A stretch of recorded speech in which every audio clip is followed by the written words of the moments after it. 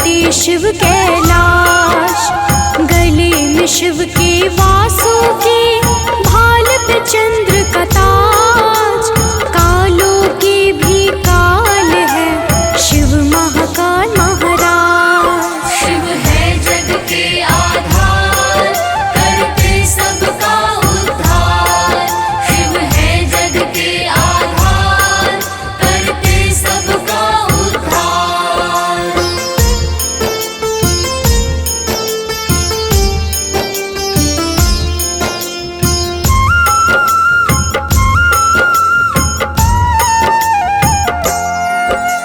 शिव रहते शमशान में, करते विष का पान। शिव ही आदि योगी है, शिव वेदों का ज्ञान। शिव मुक्ति का मार्ग है, शिव करते उद्धार। भव सागर से लगाते हैं, शिव ही बेड़ा पार। शिव है जग के आधार, करते सबका उद्धार। शिव है जग के आधार, करते सबका उद्धार।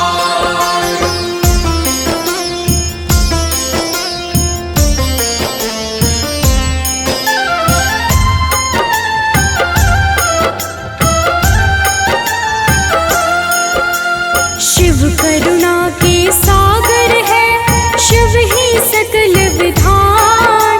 शिव भक्ति से मिलता है, यश वैभव सम्मान। शिव के मंत्र का करते हैं, जो भी प्रतिदिन जाप। शिव हर लेते हैं उनके सारे दुख संताप। शिव है जग के आधार, करते सबका उद्धार। शिव है जग के आधार, करते सबका उद्धार।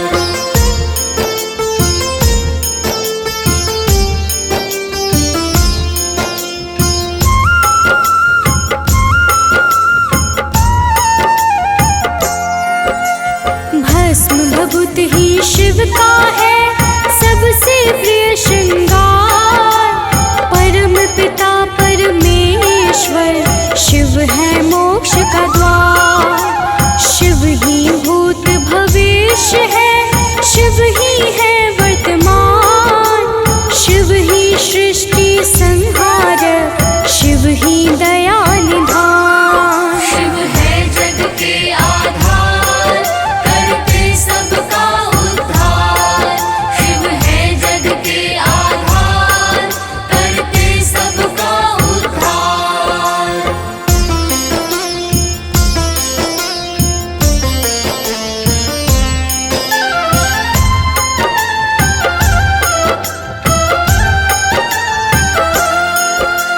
शिव से ही सृष्टि में है जीवन का संचार।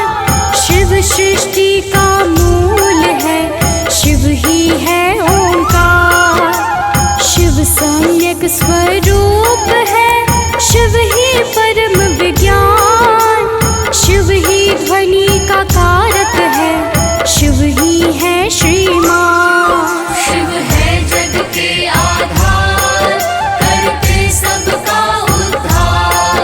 शिव है जग के आधार, करते सबका उद्धार।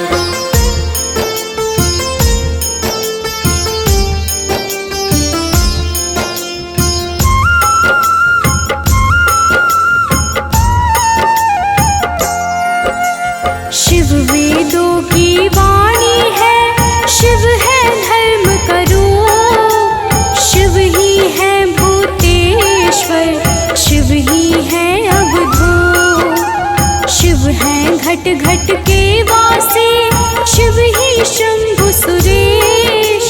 महामृत्युंजय के दाता, शिव ही है सर्वेश। शिव है जग के आधार, करते सबका उद्धार। शिव है जग के आधार, करते सबका उद्धार।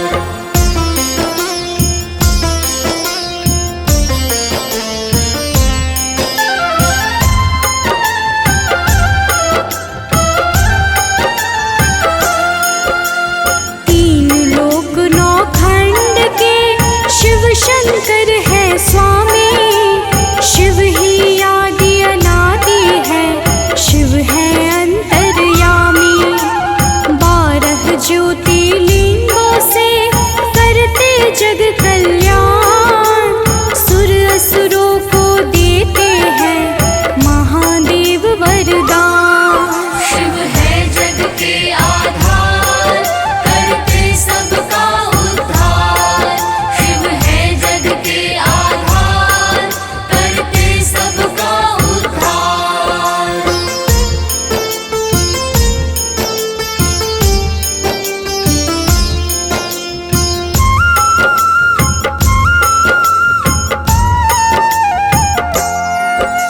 योग गीत संगीत का शिव ही है आरंभ, शिव ही अंत अनंत है, शिव ही है प्रारंभ। नृत्य ध्वनि के दाता है आशुतोष नटराज, परम ज्ञान विज्ञान है, शिव ही अनहद नाज। शिव है जग के आधार, करते सबका उद्धार। शिव है जग के आधार, करते सबका उद्धार।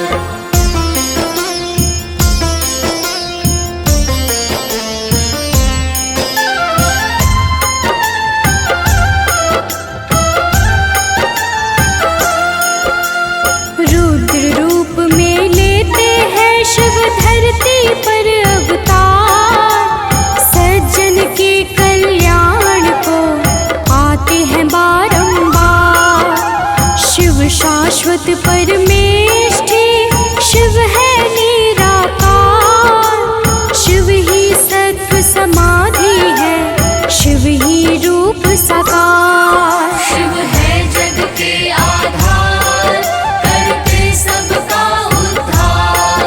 शिव है जग के आधार, करते सबका उद्धार।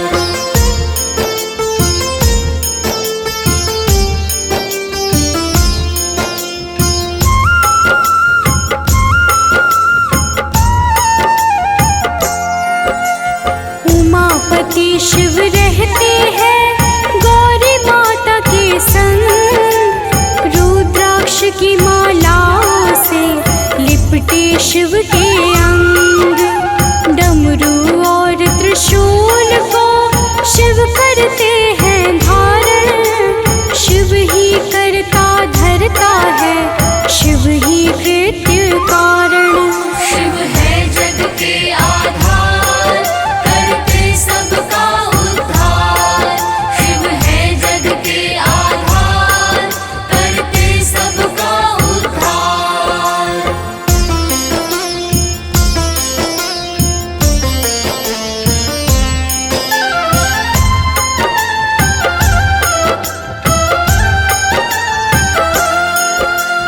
परशुराम का मान है शिव, विश्वामित्र का ज्ञान, शिव शंकर की महिमा है जग में सबसे महान। शिव की कृपा से होते हैं पूर्ण सारे काम, सारे कष्ट मिटाता है शिव शंकर का नाम। शिव है जग के आधार, करते सबका उद्धार।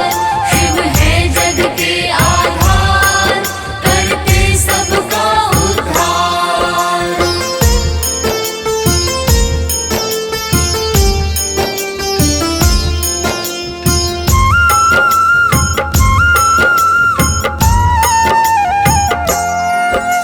शिव शंभु विश्वेश्वर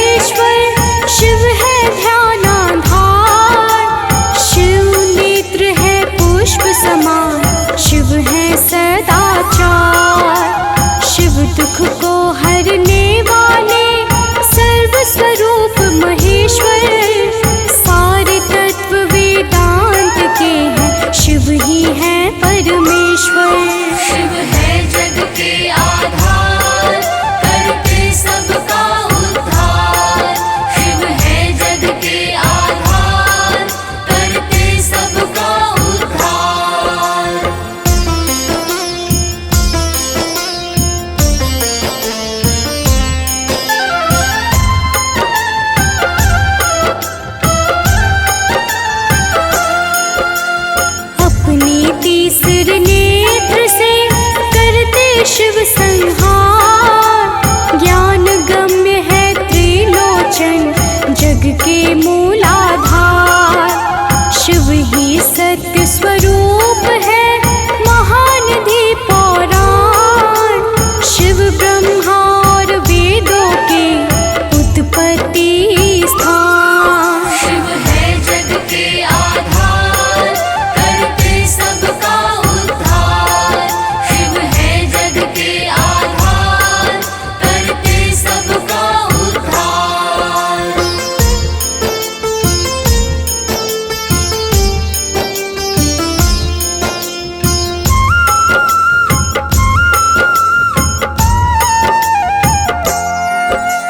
लय प्रलय दोनों ही है शिव शंभु के अधीन। शिव ही शाश्वत ऊर्जा है, शिव है सीमाहीन। वेद तंत्र के ज्ञाता है, अस्त्र शस्त्र प्रदाता। मंगलकारी है शिव जी, सबके भाग्य विधाता। शिव है जग के आधार, करते सबका उद्धार। शिव है जग के आधार, करते सबका उद्धार।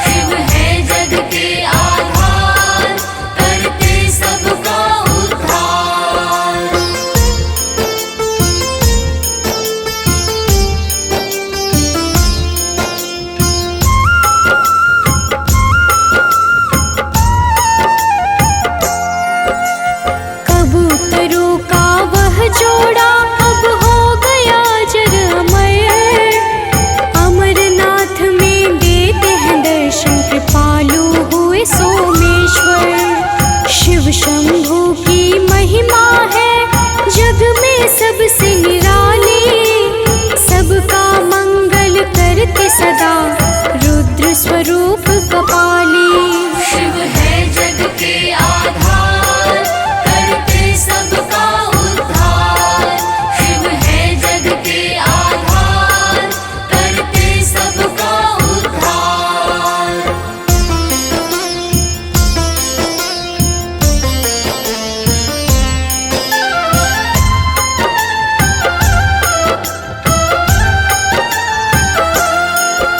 शिव भक्तों के भाव है शिव पुष्कर प्रधान, नीलकंठ है लोहित वर्णी विश्व रूप धीमान।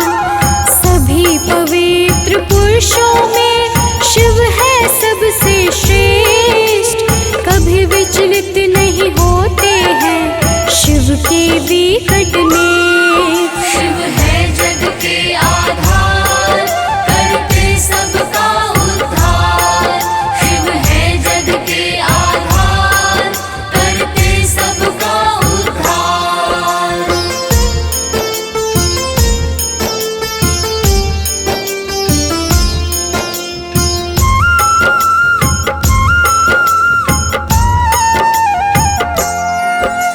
शिव कथा का भक्त जो करते निस दिन पाठ, उनके सर पर रहता सदा महादेव का हाथ। जो इस अमृत वाणी का मन से करते श्रवण, पूरी होती मनोकामना करते जो शिव का भजन।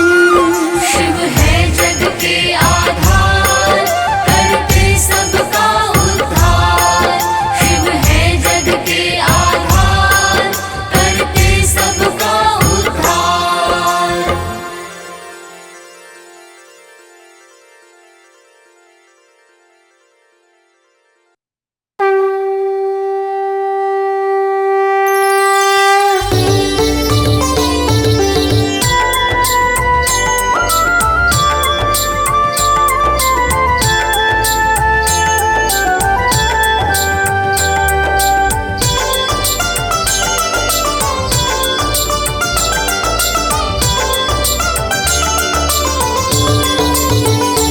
ओम जय शिव ओंकारा, प्रभु जय शिव ओंकारा।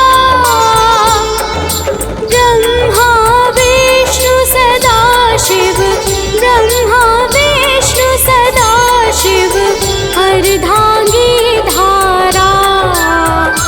ओम जय शिव ओंकारा। ओम जय शिव ओंकारा, प्रभु जय शिव ओंकारा। ब्रह्मा विष्णु सदा शिव, ब्रह्मा विष्णु सदा शिव अर्धांगी धारा। ओम जय शिव ओंकारा।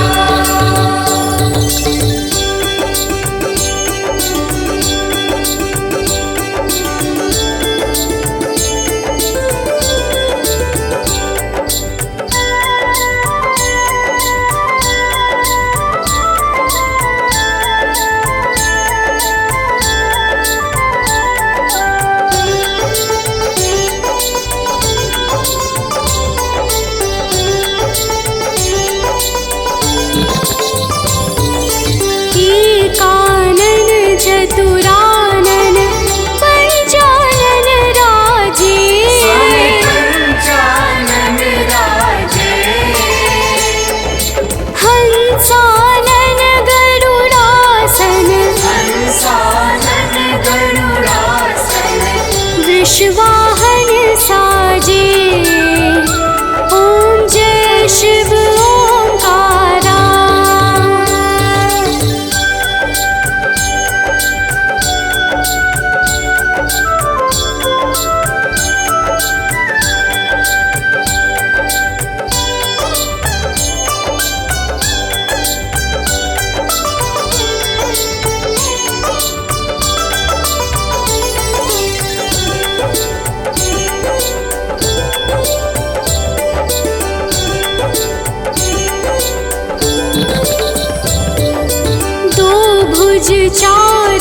चतुर्भुज दशभुज अति सोहे।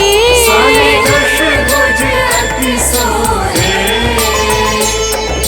त्रिगुण रूप निरखता, त्रिगुण रूप निरखता, त्रिभुवन जन मोहे। ओम जय शिव ओंकारा।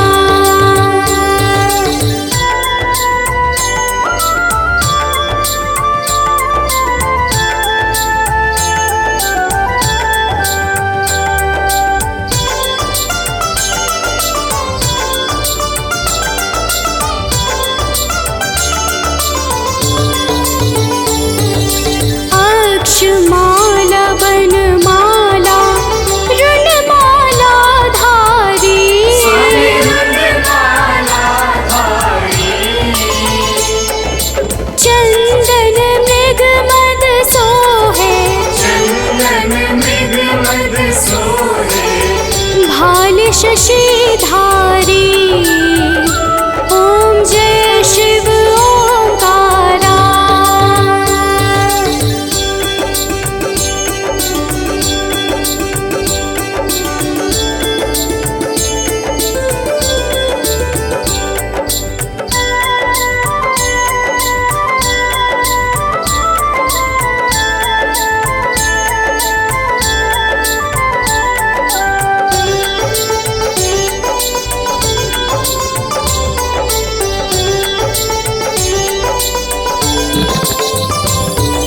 श्वेतांबर पीतांबर बाघांबर अंगे।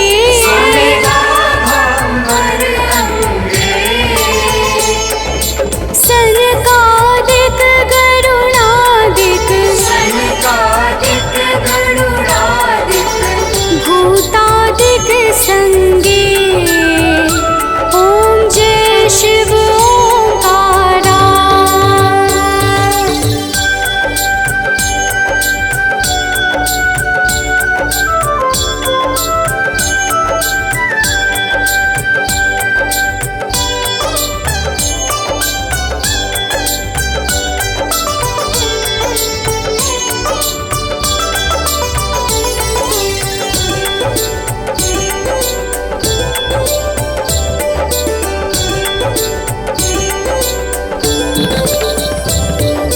कर के मध्य कमंडलु चक्र त्रिशूल धरता। स्वामी चक्र त्रिशूल धरता, जग करता जग भरता, जग करता जग भरता, जग संहार करता। ओम जय शिव ओंकारा।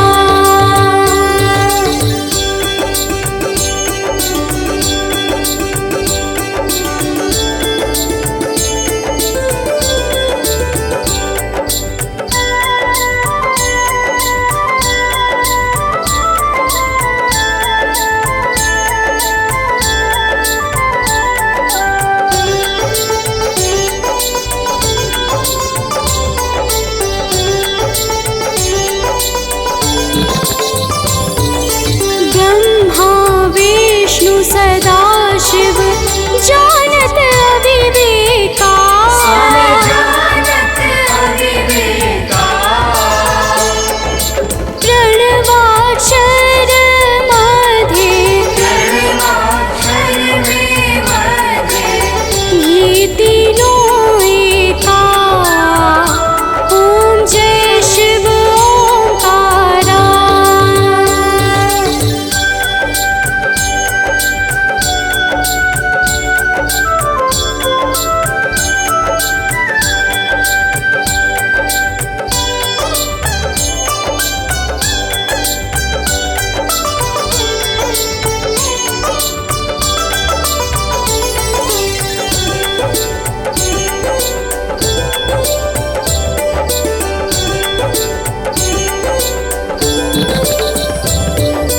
काशी में विश्वनाथ विराजत नंदी ब्रह्मचारी।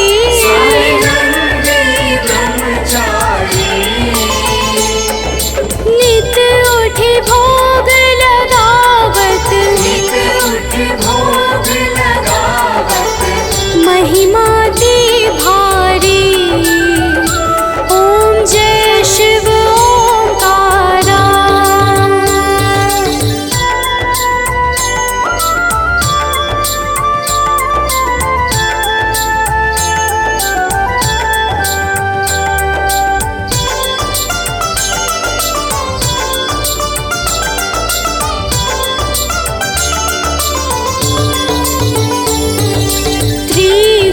शिव जी की आरती जो कोई नर गावे, जो कोई नर गावे। कहत शिवानंद स्वामी, कहत शिवानंद स्वामी, मन वांछित फल पावे। ओम जय शिव ओंकारा।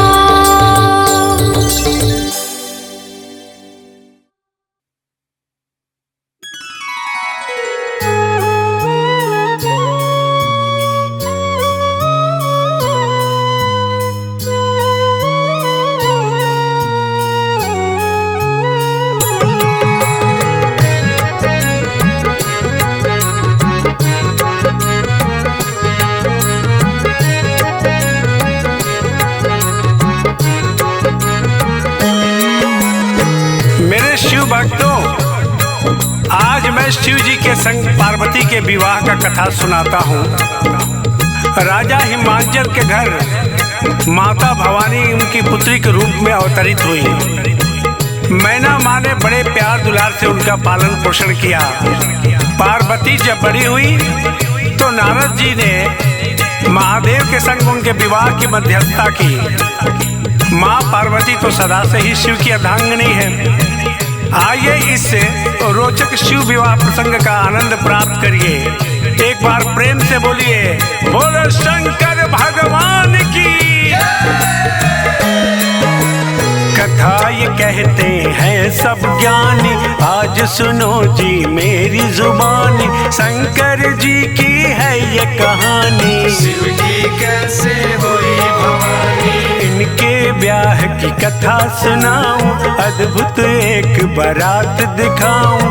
अद्भुत थे वो सारे बाराती, भूत पिशाच बड़े उत्पाती। पार्वती जन्मी हिमाचल के घर, भोले को माना अपना वर। मैना माँ ने दिया दुलार, पुत्री से था प्यार अपार। बेटी बड़ी हुई जब माँ की, पिता ने ब्याह की चिंता की। नारद प्रकट हुए घर आए, शंभू के संग ब्याह लगाए।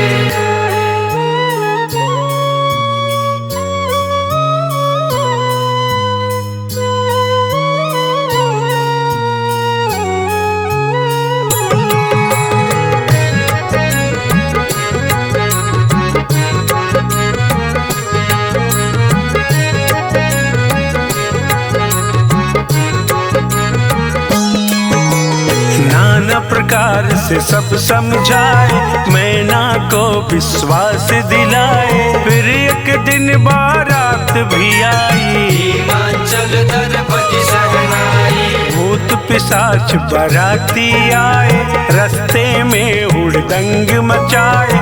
अद्भुत दृश्य अलौकिक माया, नारद जी ने क्यों दिखलाया।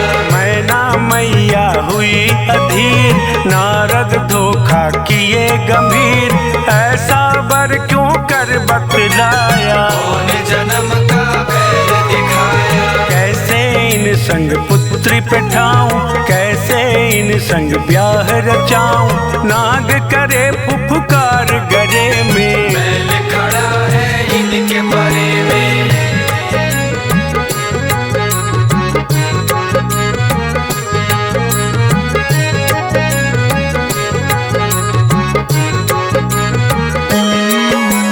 अब तो कोई राह न सूझे, मन की कोई पीर न बूझे। आज भले ही मैं मर जाऊं, और संग पुत्री ना ब्याहूं। हिमाचल मैना को समझाए, शिव जी की महिमा बतलाए। शंकर है त्रिलोक के स्वामी, अंतर्यामी और वरदानी। अपनी पुत्री है जो भवानी, सदा से इनकी ही महारानी। हमें तो ये सौभाग्य मिला है, अपने बाग ये पुष्प खिला है। सबकी चिंता भोले हरते, उनकी चिंता हम क्यों करते। ब्याह रचाओ करो आनंद, द्वार पधारे परमानंद।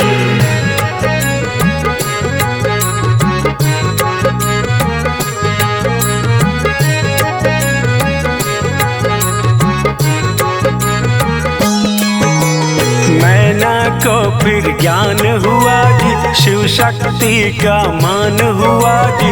खुशी खुशी शिव को अपनाया, पुत्री को संग में भिजवाया, खुशी खुशी शिव को अपनाया, पुत्री को संग में भिजवाया। भक्तों